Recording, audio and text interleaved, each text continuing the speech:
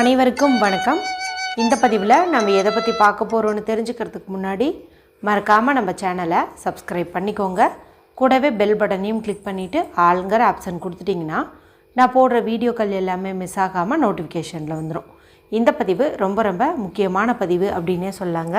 குறிப்பாக யாருடைய வாழ்க்கையிலையெல்லாம் பணப்பற்றாக்குறை இருக்குது, எவ்வளவோ பரிகாரங்கள் செஞ்சும் எனக்கு பணம் அப்படிங்கிறது சேரவே மாட்டேங்குது, கையில் தங்க மாட்டேங்குது, வருமானத்துக்கு மீறி செலவு வருது அப்படின்னு நினைக்கிறீங்களோ அவங்களுக்கெல்லாம் இப்போ நான் சொல்லக்கூடிய இந்த பரிகாரமானது ரொம்ப யூஸ்ஃபுல்லாக இருக்கும். இம்மீடியட்டாக ரிசல்ட்டு கொடுக்கக்கூடியதாக இருக்கும் அப்படின்னே சொல்லலாம். ஒவ்வொரு பரிகாரங்கள் பார்த்திங்கன்னா நமக்கு உடனேவே பலன் கொடுத்துரும். அந்த பரிகாரங்களுக்கு இந்த கர்ம வினைகள், பாவ புண்ணியங்கள் எதுவுமே எடுபடாது. மேலும் ஒரு சாதாரண பரிகாரங்கள் கூட சிறப்பு வாய்ந்த சேர்க்கைகள் கொண்ட நாளில் செய்யும்போது இம்மிடியேட்டாக ரிசல்ட் கொடுத்துருன்னே சொல்லலாம். அப்படிப்பட்ட சக்தி வாய்ந்த ஒரு பரிகாரம் குறித்து, அதுவும் நாளைய நாளில் நீங்கள் செய்வதன் மூலமாக உங்களுக்கு என்னென்ன பலன்கள் கிடைக்கும் என்பது குறித்தும் இந்த பதிவில் நம்ம பார்க்க போகிறோம். முதல்ல நாளைய நாளில் அப்படி என்ன சிறப்புன்னு நீங்கள் தெரிஞ்சுக்கோங்க. நாளைக்கு மே மாதத்தின் 30ஆம் தேதி, வைகாசி மாதத்தின் 16ஆம் தேதி நிறைஞ்ச வெள்ளிக்கிழமை. இந்த வெள்ளிக்கிழமை அப்படிங்கிறது மகாலட்சுமி தாயார் வழிபாட்டிற்கும் அவர் அதிதேவதையாக கொண்ட சுக்கிர பகவான் வழிபாட்டிற்கும் ஏற்ற ஒரு நாளாக கருதப்படுது. சாதாரணமாகவே வெள்ளிக்கிழமை நாளில் பணவசிய பரிகாரமெல்லாம் நமக்கு 100% ரிசல்ட் கொடுத்துரும். இந்நாளைய நாளில் நமக்கு மேலும் சிறப்பு சேர்க்கும் விதமாக வைகாசி மாதத்திற்குண்டான விநாயக பெருமான் வழிபாட்டுக்குரிய வளர்பிறை சதுர்த்தியானது இருக்குது. மாதத்தில் 2 முறை இந்த சதுர்த்தி திதி வரும். வளர்பிறை சதுர்த்தி, தேய்பிறை சதுர்த்தி அப்படின்ட்டு. இதில் நம்ம வளமான வாழ்க்கையின் முன்னேற்றத்துக்கு என்னென்னவெல்லாம் வேணுமோ அதையெல்லாம் நம்ம இந்த வளர்பிறை சதுர்த்தி நாளில் விநாயக பெருமானிடம் கேட்கும்போது கண்டிப்பாக அவர் அதை கொடுப்பாருன்னு சொல்லுவாங்க. தேய்பிறை சதுர்த்திங்கிறது பார்த்திங்கன்னா சங்கடகர சதுர்த்தி. இப்போது வளர்பிறை சதுர்த்தியை பொறுத்த வரைக்கும் நீங்கள் விநாயக பெருமான் வழிபாட்டை காலையிலையும் வழிபாடு செய்யலாம், மாலையிலையும் வழிபாடு செய்யலாம். அது உங்களுடைய விருப்பம்தான். ஆனால் தேய்பிறை சதுர்த்தியான சங்கடகர சதுர்த்தி வழிபாட்டை மட்டும்தான் நீங்கள் கண்டிப்பாக மாலை வேலையை மட்டும் வழிபாடு செய்யணும். இப்போ நம்மளுக்கு வந்திருக்கிறது பார்த்திங்கன்னா வளர்பிறை சதுர்த்தி தான். அதனால் உங்களுக்கு காலையிலேயே டைம் கிடச்சிச்சினாலும் தாராளமாக வீட்லேயோ இல்லை கோவில்லையோ சென்று வழிபாடு செய்கிறது சிறப்பு. வீட்டில் விநாயக பெருமான் படம் வச்சுருந்திங்கன்னா அதை தூய்மைப்படுத்தி நீங்கள் சந்தன குங்குமம் இட்டுக்கோங்க. விநாயக பெருமானுக்கு உகந்த அருகம்புல் மாலை, வெள்ளரிக்கம் பூக்கள் கொண்டு அலங்காரம் பண்ணிக்கோங்க. விக்கிரகம் வச்சுருந்தீங்கன்னா உங்களால் முடிஞ்ச பொருட்களால் அபிஷேகம் செஞ்சு இதே பூக்களால் நீங்கள் அலங்காரம் பண்ணிக்கிறது நல்லது. அடுத்தது நிவேதனம்னு பார்க்கும்போது சுண்டல் வகைகள் வைக்கலாம். உங்களுக்கு கொழுக்கட்டை செய்ய முடியும்னா அதை நீங்கள் செய்யலாம். அல்லது பொட்டுக்கடலையோட நாட்டு சர்க்கரை கலந்தும் நீங்கள் வைக்கலாம். விநாயக பெருமான் ரொம்ப எளிமையானவர் அப்படிங்கிறதுனால நீங்கள் எது உள்ளன்போடு படைச்சிங்கனாலும் ஒரு முழு மனதோடு ஏற்றுக்கிட்டு கேட்டபடியே நடத்தி தந்துடுவார். இது வளர்பிறை சதுர்த்தியாக இருக்கிறதுனால நம்மளுடைய பண தேவை பூர்த்தியாகணும் அப்படிங்கிறதுக்காக தான் இப்போ நம்ம இந்த பரிகாரத்தை செய்ய போகிறோம். மேலும் வெள்ளிக்கிழமை நாளோடு சேர்ந்து இந்த வளர்பிறை சதுர்த்தி ரொம்ப சிறப்பு வாய்ந்தது. குறிப்பாக இந்த பணவசிய பரிகாரம் செய்வதற்கு ரொம்ப சிறப்பு வாய்ந்தது அப்படின்னே சொல்லலாம். இப்போ நான் சொல்லக்கூடிய இந்த பரிகாரத்தை ஆண்கள் பெண்கள் யார் வேண்டுமானாலும் செய்யலாங்க. இப்போ பெண்கள் சுத்தமாக இருந்தீங்கும் போது பூஜை அறையில் ஒரு தீபம் ஏற்றி வச்சு அங்கேயே உட்காந்து இந்த பரிகாரத்தை செய்யுங்க. பீரியட்ஸ் டைமில் இருக்கிறவங்க எப்படி செய்யணும் அப்படிங்கிறதையும் இதே வீடியோலேயே சொல்லிடுறேன். உங்கள் வசதிக்கு தகுந்த மாதிரி ஏதாவது ஒரு முறையை நீங்கள் செஞ்சு பலனடையுங்க. சரி, இப்போது இந்த பரிகாரம் எப்படி செய்யணுங்கிறத பார்த்தலாம். இதுக்கு நமக்கு தேவையானது அப்படின்னு பார்த்திங்கன்னா ஒரே ஒரு ஏலக்காய் தேவைப்படுது. நல்ல நிலையில் இருக்கக்கூடிய விதைகள் எல்லாம் வெளியில் தெரியாத மாதிரி நல்ல ஏலக்காவை எடுத்துக்கோங்க. ஏன் இப்படி சொல்கிறேன்னா, விதைகள் வெளியில் தெரிஞ்சதுன்னா இதனுடைய நறுமணம் சீக்கிரமாக வெளியில் போயிடும். இதனுடைய வாசத்துக்கு தான் பணவசியம் உண்டாகும். அதுக்காக தான் ஒவ்வொரு வீடியோலையும் நான் இவ்வளோ டீட்டெயிலாக சொல்கிறேன். ஒரு ஏலக்காய் எடுத்துக்கிட்டீங்க அப்படின்னா போதும். அடுத்தது சிவப்பு நிறத்தில் இங்க் வரக்கூடிய பேனா, ஸ்கெட்ச் பென்சில், மார்க்கர் ஒன்று தேவைப்படுது. இதையும் நீங்கள் எடுத்துக்கோங்க. அடுத்ததாக ₹1 நாணயம் ஒன்று எடுத்துக்கோங்க. ஏன்னா இந்த ₹1 அப்படிங்கிறது நமக்கு பணவசியத்தை ஈர்த்து கொடுக்கும். மேலும் மகாலட்சுமி தாயாருக்கு உகந்ததுன்னு சொல்லுவாங்க.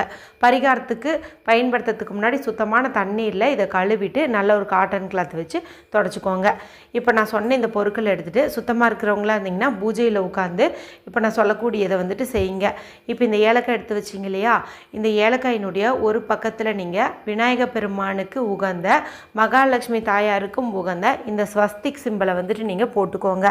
இந்த ஸ்வஸ்திக் சிம்பல் வந்து 4 திசைகள்லேருந்தும் பணவரவில் இருக்கக்கூடிய தடைகளை நீக்கி நல்ல ஒரு செல்வ வளத்தை ஈர்த்து கொடுக்கும்னே சொல்லலாம். இதை வந்து ஏலக்காயில் நீங்கள் சின்னதாக வந்துட்டு வரைஞ்சிக்கோங்க. இந்த ஏலக்காயினுடைய மறுபுறம் திருப்பி மகாலட்சுமி தாயாருக்கு உரிய இந்த நம்பரை வந்துட்டு நீங்கள் எழுதிக்கோங்க. இது என்ன நம்பர் அப்படின்னு உங்கள் எல்லாருக்குமே வந்துட்டு தெரியும். புதுசாக சில பேர் ஜாயின் பண்ணியிருக்காங்க இல்லையா, அவங்களுக்காக சொல்கிறேன். இது மகாலட்சுமி தாயாரை ஈர்க்கக்கூடிய அற்புதமான எண்கள். இந்த எண்களை நம்ம அடிக்கடி பயன்படுத்தும் போது நல்ல ஒரு தடையில்லாத பணவரவு உண்டாகும்னே சொல்லலாம். அது என்னன்ட்டு நான் ஸ்க்ரீன்லேயும் கொடுக்குறேன், நானும் சொல்லி காட்டுறேன்.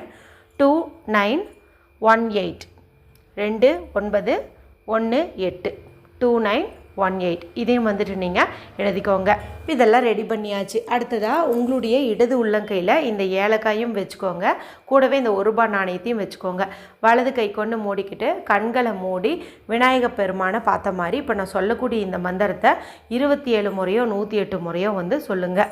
அது என்ன மந்திரம்னு நான் சொல்கிறேன், ஸ்க்ரீன்லேயும் வந்துட்டு கொடுக்குறேன். ஓம் வக்ரதுண்டாய ஹூம். ஓம் வக்ரதுண்டாய ஹூம். ஓம் வக்ரதுண்டாய ஹூம். இதுதான். இது வந்து ரொம்ப சிம்பிளாக இருக்கிறதுனால நம்ம ஈஸியாக வந்து 27 முறை சொல்லலாம், 108 முறையும் சொல்லலாம். எண்ணிக்கை கணக்குக்காக நீங்கள் கொண்டக்கடலை, நிலக்கடலை இந்த மாதிரி கூட வந்துட்டு பயன்படுத்திக்கலாம். இப்படி நீங்கள் சொல்லும்போது இந்த மந்திரத்தை இந்த ஏலக்காயை வந்து நல்லா வந்து ஆகர்ஷணம் பண்ணி வச்சுக்கும். அதன் பிறகு இந்த ஏலக்காயை நீங்கள் எடுத்துகிட்டு போயிட்டு உங்களுடைய பணம் வைக்கக்கூடிய பெட்டியில், பர்ஸில், ஹேண்ட்பேக்கில், பீரோலன்னு எங்கே வேணாலும் வச்சுக்கலாம். 1 மாதம் கழித்து இதை நீங்கள் கால்படாத இடத்துல தூக்கி போட்டுக்கலாம்.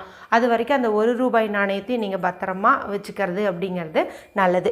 சரி, இப்போ பூஜை செய்ய முடியாத சூழ்நிலையில் இருக்கிறோமே, நாங்கள் என்ன பண்ணுறது அப்படின்னு கேட்டிங்கன்னா, நீங்கள் இதே போல் ஏலக்காயில் அந்த 2918 அந்த நம்பரையும் எழுதிக்கோங்க. ஸ்வஸ்திக் சிம்பளையும் வந்துட்டு போட்டுக்கோங்க. நீங்கள் விநாயக பெருமான் மந்திரம் வந்து சொல்ல முடியாது. அதுக்கு பதிலாக இப்போ நான் சொல்லக்கூடியதை வந்துட்டு நீங்கள் சொல்லுங்கள். ஸ்ரீம் பிரிசி, ஸ்ரீம் பிரிசி, ஸ்ரீம் பிரிசி. இல்லை, இந்த பிரிசி அப்படிங்கிறது பார்த்திங்கன்னா நம்மளுக்கு வந்து பவர்ஃபுல்லான மணி அட்ராக்ஷனுக்கு யூஸ் பண்ணக்கூடிய ஒரு வேர்டு. இது கூடவே நம்ம மகாலட்சுமி தாயாருக்குரிய இந்த ஸ்ரீங்கிற மந்திரத்தை சேர்த்து சொல்கிறோம். இப்போ பீரியட்ஸ் டைமில் இதை நம்ம சொல்லாமா அப்படின்னு கேட்டிங்கன்னா, நீங்கள் தனியாக ஸ்ரீம் அப்படின்னு சொல்லும்போது நம்ம இந்த ஃபார்மாலிட்டிஸ்லாம் பார்க்கலாம். நீங்கள் பவர்ஃபுல்லான இந்த வேர்டு கூடயும் சேர்த்து தான் சொல்கிறீங்க அப்படிங்கிறதுனால பீரியட்ஸ் ஆனாலும் பிரச்சனை கிடையாது. இதே போல் ஏலக்காய் கையில் வச்சுட்டு ஸ்ரீம் பிரிசி, ஸ்ரீம் பிரிசி அப்படிங்கிறத வந்துட்டு நீங்கள் சொல்லுங்கள். இப்போ நான் உங்களுக்கு சொல்லி கொடுத்த அந்த விநாயகர் மந்திரம் வந்து நிதி கணபதி மந்திரம் அப்படின்னு வந்து சொல்லுவோம். நிதி கணபதி மந்திரம் வந்து நிறைய இருக்குது. அதில் வந்து ரொம்ப சிம்பிளானது, அதே சமயத்தில் பவர்ஃபுல்லானது அப்படின்னு பார்க்கும்போது இந்த ஒரு வரியை வந்துட்டு சொல்லலாம். நம்மளுடைய சேனல் பொறுத்த வரைக்கும் எப்போதுமே ரொம்ப சிம்பிளாக எல்லாராலையும் செய்ய முடிகிற மாதிரி பதிவுகள் தான் வந்து போடுவேன். அதனால தான் மந்திரத்துக்கூட எது வந்து ரொம்ப சின்னதாக இருக்குமோ அந்த மாதிரி பார்த்து உங்களுக்கு நான் கொடுத்துருக்குறேன். நீங்கள் பீரியட்ஸில் இருந்தால் எப்படி பண்ணணும், சுத்தமாக இருந்தீங்கன்னா எப்படி பண்ணணுங்கிறத குறித்து இப்போ இந்த பதிவில் நீங்கள் தெரிஞ்சிருப்பீங்க. உங்களுக்கு சூழ்நிலைக்கு தகுந்த மாதிரி ஏதாவது ஒன்றை தேர்வு செஞ்சு நாளைய நாள் நீங்கள் கெட்டியாக பிடிச்சிக்கிட்டு பயன்படுத்திக்கோங்க. 1000% உங்களுடைய பண கஷ்டத்துக்கு நீங்கள் முற்றுப்புள்ளி வச்சுருவீங்க. வீடியோ குறித்து உங்களுக்கு ஏதாவது சந்தேகங்கள் இருந்ததுன்னா கமெண்ட் பண்ணுங்கள். பிடிச்சிருந்தால் மற்றவங்களோட ஷேர் பண்ணுங்கள், லைக் பண்ணுங்கள். மற்றும் ஒரு பயனுள்ள பதிவில் உங்களை சந்திக்கிறேன். நன்றி, வணக்கம்.